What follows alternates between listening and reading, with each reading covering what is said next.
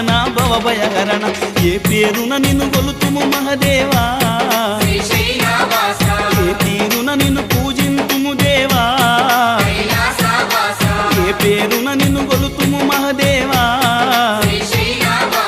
ఏ తీరున నిన్ను పూజింతుము దేవా